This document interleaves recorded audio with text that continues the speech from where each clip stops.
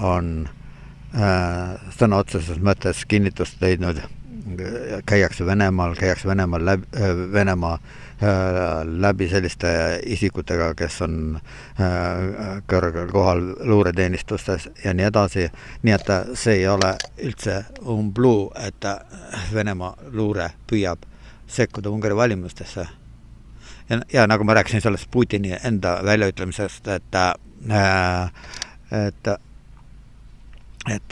kui viimati Siartoga Moskvas kohtudes ütles ta otse välja, et kui Ungaris jääb püsima samasugune valitsus nagu praegu on, siis tal üldse etteheite Ungarile ei ole.